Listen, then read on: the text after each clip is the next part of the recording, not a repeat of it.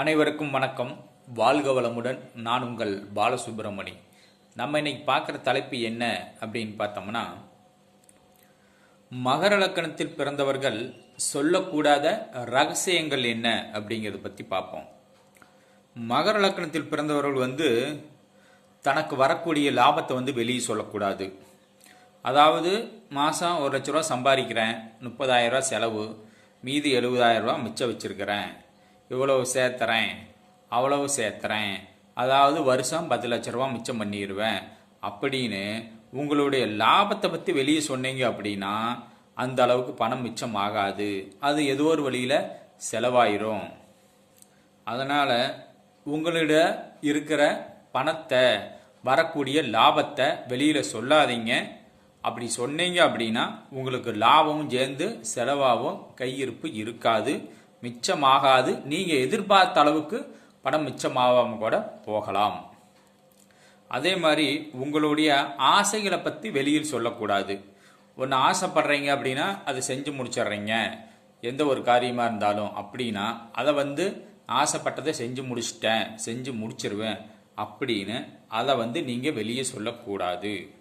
ஆசைப்பட்டதை செஞ்சு முடிச்சிருவேன், அடுத்தது அதை செய்கிறேன், அடுத்தது இதை செய்கிறேன் அப்படின்னு உங்களுடைய நீங்கள் ஆசைப்படுறதெல்லாம் வெளியே சொல்லிட்டு செஞ்சீங்க அப்படின்னா அது எதாக இருந்தாலும் சரி, ஒரு வண்டி வாங்கினாலும் சரி, வீடு கட்டினாலும் சரி, ஒரு பொருள் வாங்கினாலும் சரி, எதை நீங்கள் ஆசைப்பட்டு செஞ்சாலும் அதை செய்யுங்க.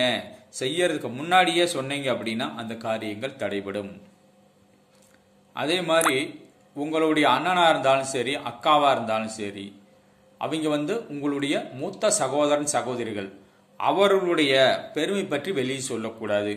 அவர்களுடைய பெருமை என்ன அப்படின்னு பார்த்துக்கிட்டிங்கன்னா, எங்கள் அண்ணன் எனக்கு எதாக இருந்தாலும் செஞ்சிருவார், செய்து கொடுத்துருவார், எனக்கு எங்கள் அண்ணன் இருக்கிறார், காசு பணத்தில் என்னை காப்பாற்றி விட்டுருவார், என்னை மேன்மைக்கு கொண்டாந்து விட்டுருவார் அப்படின்னு அவர்களுடைய பெருமை பற்றி நீங்கள் பேசக்கூடாது.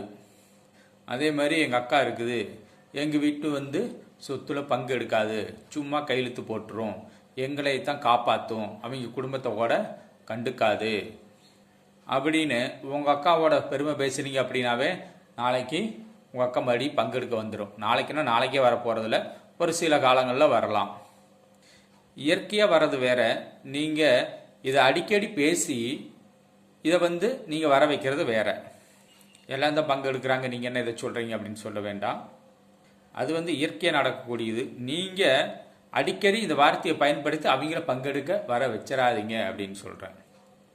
அதனால் நீங்கள் உங்களுடைய மூத்த சகோதரன் மூத்த சகோதரன் பெருமை பற்றி பேசக்கூடாது. இந்த பெருமையிலாவே நீங்கள் பேசாமல் இருந்தீங்கனாவே இதனால் வர தடைகள் நீங்கும். இதெல்லாம் கடைபிடிச்சு பாருங்கள்.